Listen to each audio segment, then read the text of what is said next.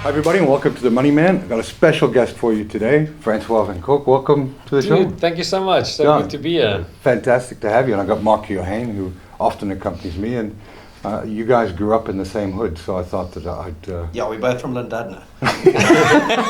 Surfers. Northern suburbs. Yeah. And you know me, Mark, I'll bet on anything. And I stumbled across this. Francois, you're fighting Derick. I am, yeah. And we'll get into that. We'll have a bit of a chat, but geez, I'd love to have a market on that, eh? Yeah, dude. I think you must just place your bets correctly. Well, this is why I've invited you in, All right. to get a tail of the tape, Cool. and, you know, look in your eyes and see what damage you can do. There must be a sparkle today, eh? Yeah, there was a rift in the force when I felt a shift in the force when the presence came, and it was obviously must have been you. It must have been. No, I had a good session today. I'm feeling good today, I must say. How many hours today? No, just about an hour, but I had a proper sparring session with a guy that can box. I mean, guy with years of experience, and I felt good. It wasn't Jake Paul, was it? No. Okay. Yeah, fuck that guy. I'm doing more or less the same thing. If I knock out Derick in the first round, they're also going to think he threw the fight. I made a prediction that he'd lose that fight, so I had egg on my face all week. So The fix was in. the fix was in. Yeah. We knew the fix was in. So, just to get a bit of background, I mean, it's been an incredibly difficult year for many people, and probably as difficult for you in terms of being in the entertainment industry. How's COVID affected you and the band and your plans that you obviously had in place? Yeah, obviously to the extreme. I mean, I don't think I would have been boxing if it wasn't for COVID. You know what I mean? I find myself here because there is actually not that much else to do. Like, I mean, last year, I think we went into 2020 like with this great plan for the year. And everything. As everybody did. Yeah. I mean, I obviously it wasn't just us that was affected. Like everyone else, you know, had a good plan for the year, and then everything just locked down on us. So in the music industry, it was just very tough because we had to kind of learn on the fly how to do things online. You know, we've never really done like live stream shows and stuff like that. So in that first 3 weeks of lockdown, I was like, damn, it's going to be amazing. I'm going to spend some time with my family. I'm going to hang out. I'm going to braai. I'm going to swim. The weather was still good. Yeah. And there was that 3 month sort of euphoria where people were sort of intrigued. I think, Mark, we talked about this, where people were like treating it as a holiday and a bit of an R&R and a relaxation and an extended Christmas.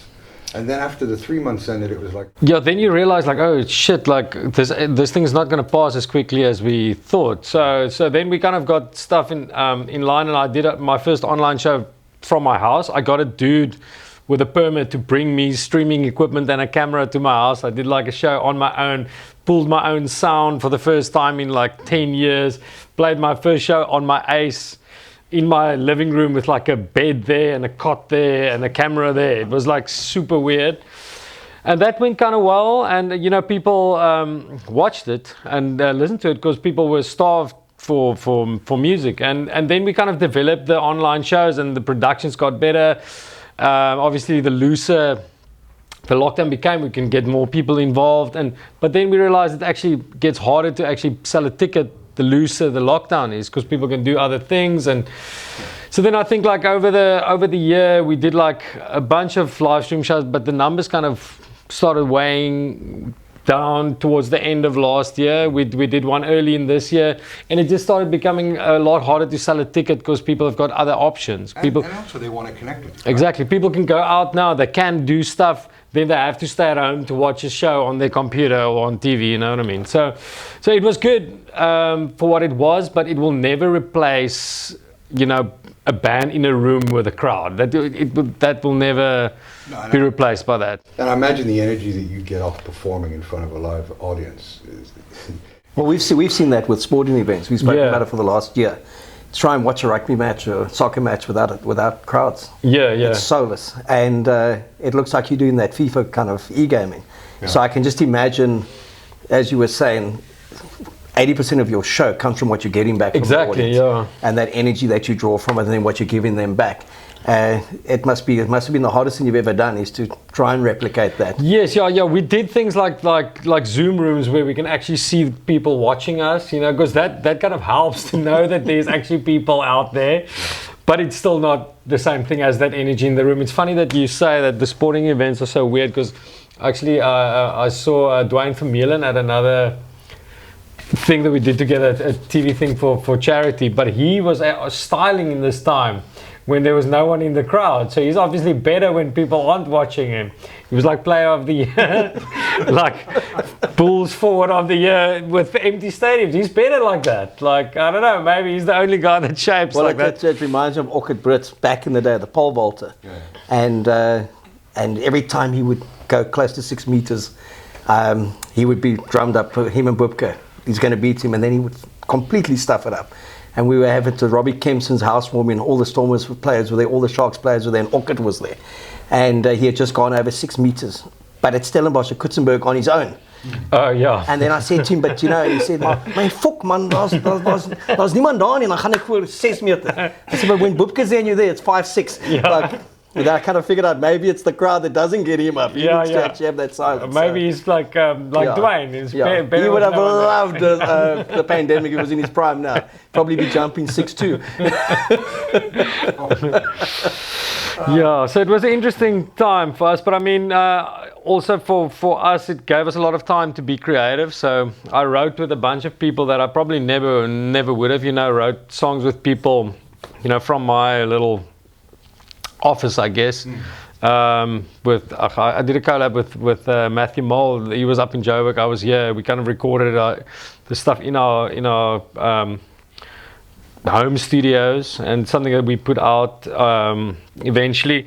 Just we did stuff that we probably wouldn't have done before, and it was a testing time, but I mean, it also had its ups, cool things also came out of it.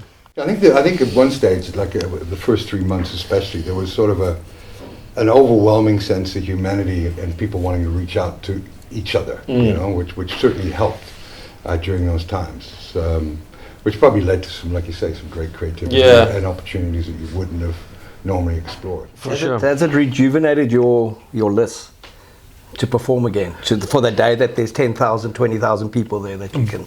Big time, man. I think we appreciate crowds more now. Now we can play to 100, 250, 500 outdoors, and you appreciate that. You really do. If you didn't have that for like a year, when you're touring constantly, it's like, shit, do I have to go play another show tonight? Fuck, I have to play to 5,000 people. Oh, damn, But now it's like, I'll play to 100 people, and I love doing it because this is what we do, and you just appreciate it more. Did you also find, I mean, you went solo, and 2015 was your big year, that there's, I mean, especially in your industry, there can be that time where it plateaus, and you kind of do it because it's second nature. Did you find, with everything being taken away, it's kind of taken you back to the start again? Just a bit more refined in terms of your passion and your desire to continue to perform. Dude, I don't know about that. I think for me, I'm always kind of on a mission. I don't think it really changed that so much. I just think it kind of changed my thought process about what can be done. You know what I mean? Because I think things just got very normal. It's like play shows, release an album, play shows, release an album, right? And like in this time, it was just like, take like the main thing that you do out of the mix and check what else you can do instead of that. So I think it made you think about what other options there are more than really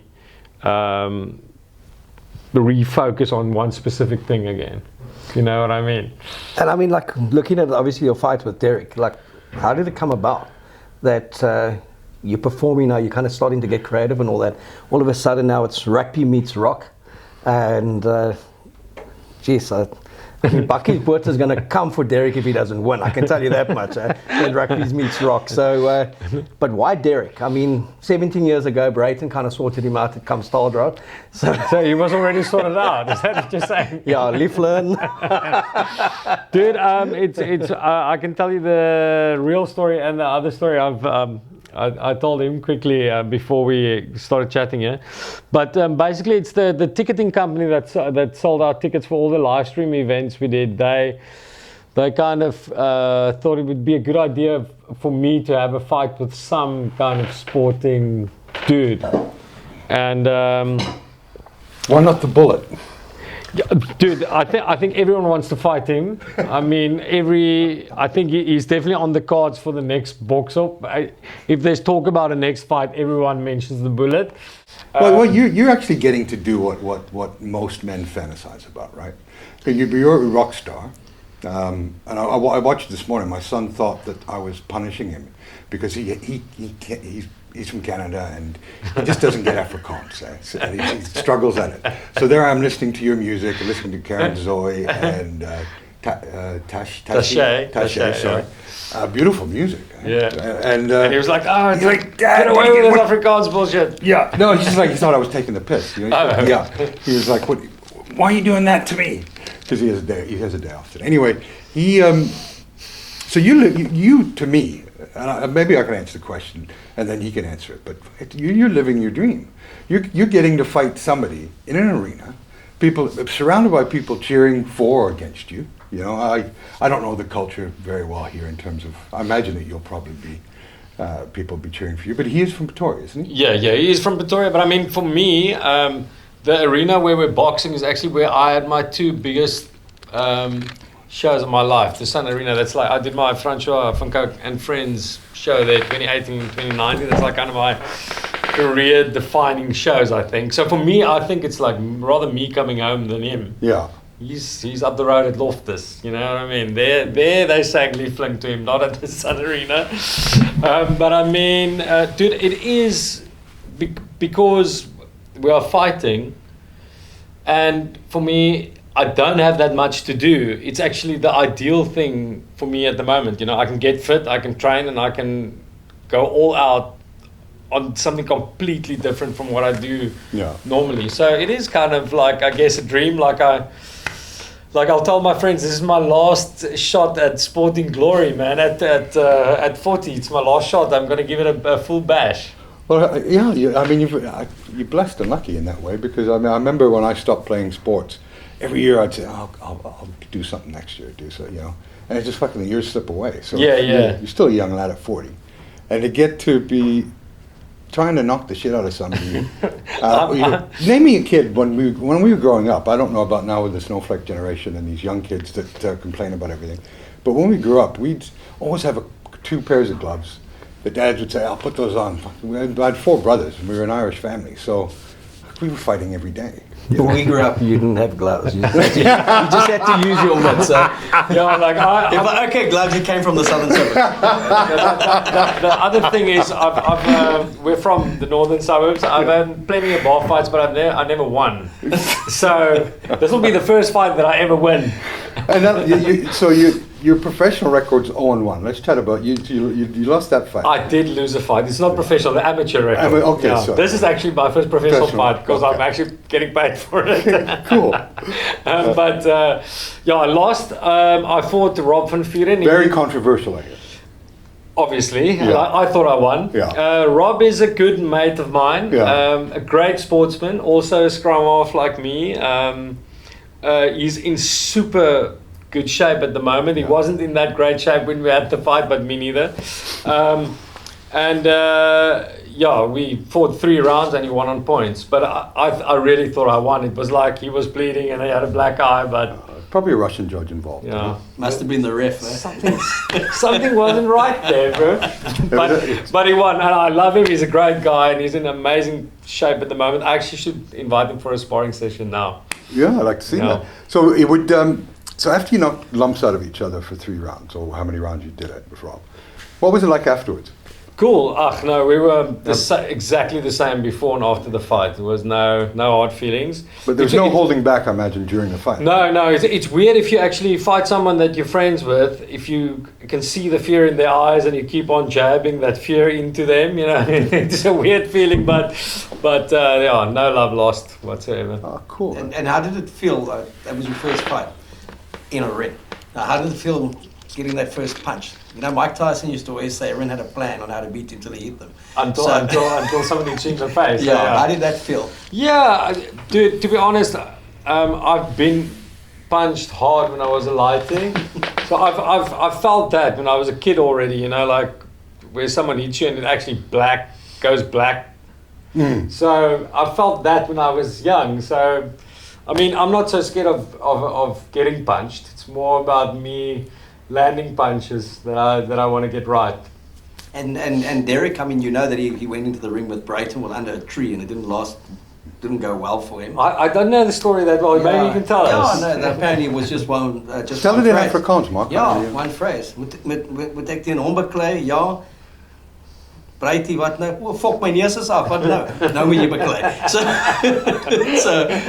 Yeah, poor Braytie says he hated doing it, but they in the ring, he's got to hit him. Yeah. And old Liffner, I don't think the only thing Liffner ever got from Loftus was cuddles and kisses. And all of a sudden, one of his teammates was belting him. But he's a fascinating character, one of the most talented South African rugby players. And Brayton wasn't the guy to hit him the hardest. I think that was Brian Lima. Oh, that was hectic. Yeah, well, I mean, Brayton got him in the nose, so that's obviously a soft spot. Because when Lima got him in his lower midriff, he got up. It's one of the great Derick Hougaard stories, is that he actually got up to continue that test in the 2003 World Cup. But yeah, such a talented player, had so much success at the Bulls. He's from Boland-Lampo, so he's out in the sticks. But Boland-Lampo against Boston Belleville, I tell you, there's only one winner. It's the Belleville Bomber. Oh, it's sitting on my It's just not even a contest. I like your confidence in him, bro. It's not even a contest, okay? So is that where the smart money's going right now, Mark? Smart money's going there. Yeah. So Derick's got two weaknesses. One's the nose, and the other's the Achilles. He had a bad Achilles. So his footwork's not going to be so there. as you go in, if you hit him just like a little kind of foot on that Achilles, my Achilles is now off. So, but had a bad run with injuries at Leicester, has come back, and I think he's also one of those guys that I've always felt with him that there's an unfulfilled conclusion to his sporting career. Yeah, obviously injuries cut his career short, and I think for him, this is also definitely like a little bit of a comeback for him. So I think he's definitely focused on that, and he's obviously the bigger guy and the guy with the sporting background. So I would say he's the favorite. Is he going to make the weight though? I hope so. Like, if he doesn't, I don't think the fight's going to get cancelled. You know what I mean? So I'll have to fight him regardless. But I hope he makes the weight. But I mean, like he likes to talk about, you know, the mentality of big sports. But I mean, in playing music and rock and roll, you know, there's a lot of thought and hard work and things that also goes into that. So I think mentally, I've done a lot of the same things. I haven't played professional sport, but I feel like I can probably have the same focus as him if it comes to a fight. Yeah, and when I look back at the older rock and rollers, the stamina they had to shag as many women as they can. I mean, and then to play a whole gig and fight yeah. So and then throw every piece of furniture out of the hotel room. That takes a lot of commitment. Yeah. No, I mean, rock and roll it's a hard life, bro. So let me sorry, Mark. This isn't. It's 6 rounds, but it's not 6 3-minute rounds. You want to tell us what the format is? Yeah, it's 6 1.5-minute rounds. Yeah. Does that include the 10 count? yeah, it does. So I think it's a 1.5-minute rounds with a 1-minute break. So at the moment, I'm just training 3-minute rounds. I want to be as fit as possible when I'm in this fight. So. Yeah. Well, I've seen you on stage. I saw that, you know, on that one, the Suburbia song. Yeah. I'm sure there's more to it in Afrikaans, but when you get on the stage and do a bit of a press up, I mean, you know, Will, a shrinking violet, are you? So I'm hoping that Derek's sort of, trying to taking it seriously. Yeah, me too. Because I'm as serious as I can be. Like, I've never trained this hard in my life. Obviously, he's been a Springbok. He's been a style guard. But he was a fly half. Oh, they just stand around there. Yeah. But I mean, sorry, but I mean, I'm training as hard as I can, and I've never trained this hard. So I'm on a mission. Like, are you feeling confident? I am feeling confident. I mean, I've done this before. I've been in the ring. I've been sparring with people now that are better than me, people that are on my level. I can test myself. So I am feeling quietly confident, to be honest. What's the matrins that are coming out of Pretoria from Liefland? No, I think all the rugby dudes are convinced. Are convinced he's gonna beat me. I mean, but I think it's like a rugby thing. Like, yeah, we're rugby players. We can fuck up. Yeah, but just play music. You know what I mean? Yeah, but I think the way they're missing the point is the mongrel. I think I'm sensing a mongrel, in you in terms of your background.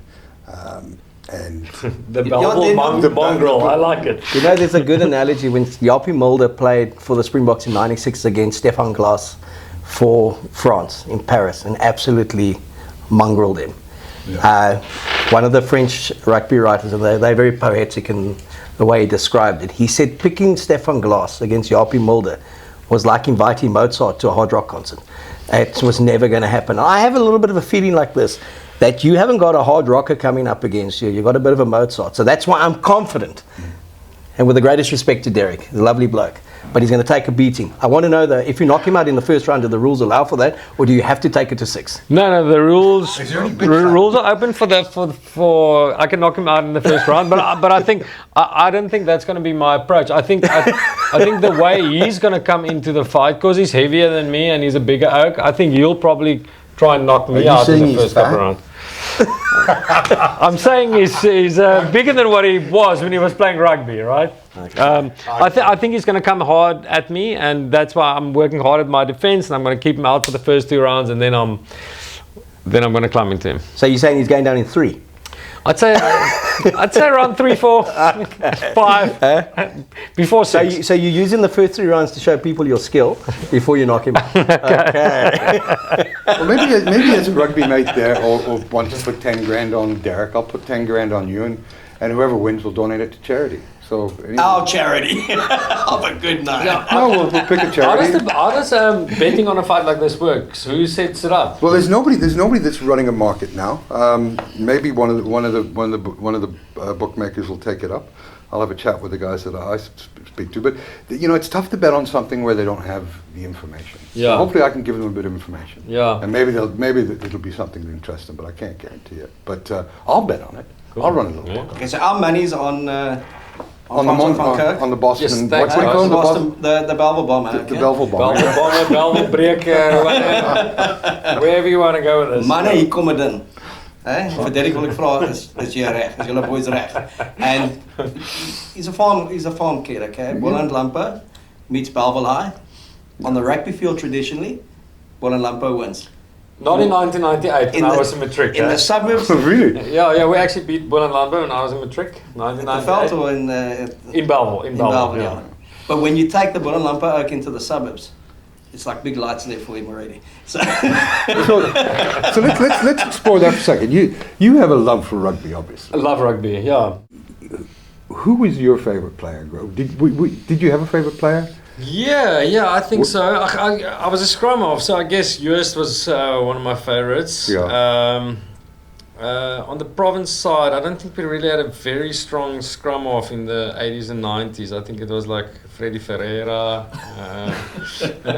Steph Nell. I can't really even think. So I think Joost was probably my hero. Sorry, Freddie's on the line here. He wants to understand. I was a fan of Boetiban. I was a fan of Boetiban. Yeah, Boetiban is alles is reg. So I was a fan, but I guess Joost was like the standout scrum half in the country. So yeah, I guess probably in the world. Yeah, and I mean, I was a big Donnie Gerber fan as well. Yeah. I didn't play centre, but he was obviously a great. Yeah. One of the best. Yeah. For sure he was. I mean, it's even when I came here and watched videos of him, and I mean, yeah, what a legend. He could have played during an era. Yeah. And the 2000, let's talk about where were you during the 2000, because that was the last, I mean, we went from absolute euphoria, celebration, the Boks winning 2000, the end of 2019. It was just an unbelievable time to be in South Africa. Yeah. Where were you during that, and what were your moment? I mean, who stood out for you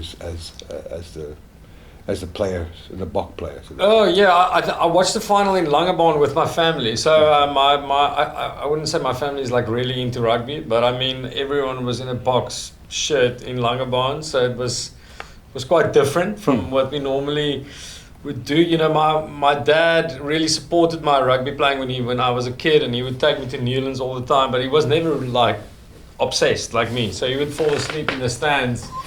You know, I was like, Dad, are you crazy? Like, are you crazy? Like, we're winning. You know, I can understand it now with the Stormers, to where there's room to sleep in the stand. But what an amazing match. You know, us winning the final was obviously incredible. I think standout players, Faf, obviously Makazolu Mapimpi's vibes. Dwayne Vermeulen, obviously, as well. We've got a great World Cup he had. But I think that whole squad was amazing. Yeah. Yeah. The forwards were incredible, obviously, the way they handled that. The scrums in the final. Kitshoff was obviously a standout as well. Yeah. It's tough to pick fault with any of the players. Yeah. And the real final, though, was Wales versus South Africa, the semi-final. There was a bit of a boring match there. Just the way we like it. But we won, so that's great. Yeah, no, and fair play. You know, it's you know, having interest in SA Rugby magazine and being Welsh, it was difficult to. I couldn't really lose on the day. Yeah. But I was still heartbroken. You know? He couldn't, but we had a bet in the studio, and I said that Wales would just lose it, and then we would pump England in the final. And he said, if Wales lose, having beaten the Boks 4 times in a row, I'll have the Springbok tattooed on my chest next to the fiery Welsh dragon. And would you like to show us? Yeah, the unveiling. We'll have to. You come with them. There you go. I'd like you to show that the looks camera. incredible, Well, have you got that on camera, guys? Painful, huh? So the Welsh Sharks felt that. This was 20 years ago, or 30 years ago. That was. That's how the dragon felt when the Bok gave him one. Painful. That Bok looks fresh and nice. Does, hey? Yeah. The dragon could do with a bit of a coat of paint. Yeah. Not Next gonna, World Cup. Next World Cup.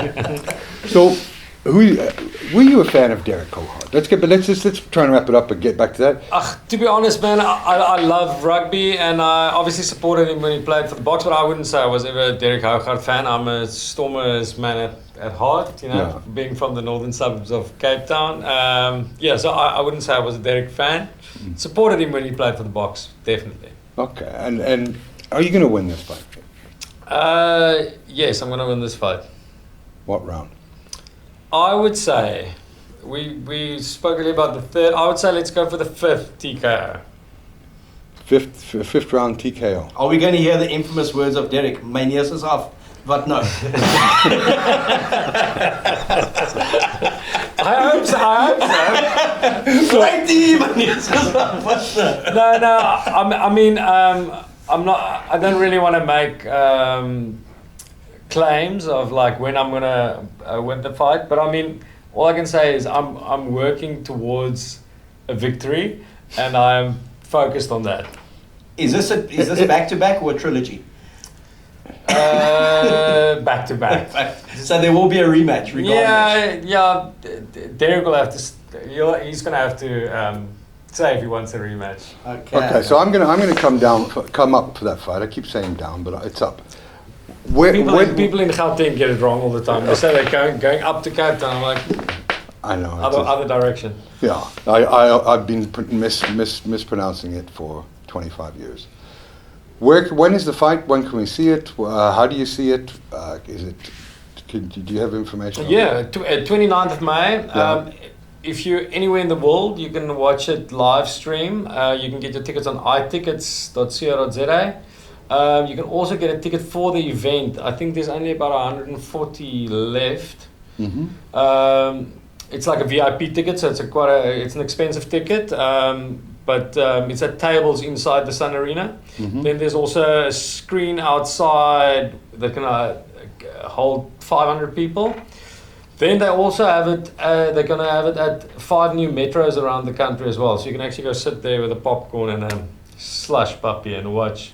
So it's got to go 3 rounds at least. You can't go in there. Yeah. Watch me, A minute later he's down, eh? watch me move, Derick. But, If I get a bag of Whispers and a popcorn and a medium-sized you want to Coke, see something. But I mean, there is 4 pre-fights, and there's going to be some live performances. Tasha, that you mentioned earlier, Tasha's performing. Jack Barrow, a friend of mine, is performing as well. Yeah. Are you name dropping now?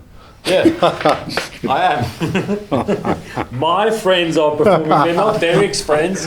My friends. Oh, maybe his girlfriend's Nadine. She might perform there, but I haven't heard anything about that. And you will have Brian Lima and Brayton in your corner. Yeah, dude. The thing is, I actually put something out. I actually put something out on social media. I've also had a very serious tackle. I've taken a very serious tackle, but it was me on a bench in a place called Arnclass in Pretoria. So I was dancing on the table and fell and broke my ribs, but I got up from that. It's like the same. Continued playing. No, we didn't continue playing. It was part of the after party. Okay. But that was harder than a Brian Lima tackle, I think. I would say. Yeah. The chiropractor. Exactly. Are you going to be talking to Brady? Brady, I could. I've got his number. I can give him a call. I haven't thought that's that important yet. I mean, that fight that was like 20 years ago. How long ago? Yeah, but I think he left an indelible scar on the psyche of Derick. Okay, should I I think you him? must. I think Brady will be telling you. He's going to look at your feet, and that's when you got to hit him. Okay. You're going to dance a bit. So I'll call Brady. I'll hear what he has to say. yeah, and I think the difference there between your pre-fights and your kind of entertainment, your occasional events, I think it was Ashwin against Just and Selborne against Dani Rousseau were their pre-fights. Entertainment. So I think by the time those two, the smaller oaks got in, they'd seen this blood flow everywhere. No, we've panel beating each other. We've also got like 2 heavyweights fighting just before us. The undercard. Yeah. Cool. So that is on the 29th of May. Try and make a plan to get up there and maybe I'll buy a ticket. And, what are they, about $2,500 or something like It's that? about $2,000, I think, eh? Yeah. Okay. Yeah, and we'll be obviously in the build-up to the fight over the next month. There will be kind of Can we come to the gym and train a couple of your sessions? Damn straight. There'll be daily updates on SA Rugby Magazine on a few other platforms as well, Cape Town, etc. Yeah. Cape Town boy, got to back him. Yeah, thanks, And- guys. And even though Derick's originally from Cape Town, we're going to say And he's a rugby player, he's a but rugby you know. player. Yeah, but look at the muscles on this guy. Yeah, but I'm backing rock over rugby. Oh, for I like sure. that. Thank you so much. Yeah. No, I'm thinking first round. I'm not going to go. I'll pay the $2,000 to watch it. I'm not going to go to the movie theater and waste money on popcorn and Whispers. I won't get through them. I don't want it to go 1 round. I want to see his fighting style for 3. Well, in Wales, Yeah, we Because when you come from the Yeah. suburbs, you've got to impress a little bit. But Okay? the You gotta thing is, dance before you move I've been training a bit. I want to look like Yeah. I'm boxing. You know what I mean? We want to put on a show. Yeah, you want to get oiled up and see the full effects of the training. You don't want the trilogy to happen in one night. Knock him out in the first, get him up, knock him out, get him up, and knock him out again. We'll see. We'll see if he's up to another one after this one. Is there any bitch? You're allowed to hit with the back of the hand. Is there any bitch slapping that it's allowed? No. No. It's not tennis, kid. Yeah. Francois, thanks for coming in. What a pleasure, Thank man. you guys, man. Yeah. It was a pleasure. Cheers, brother. Thanks for chatting.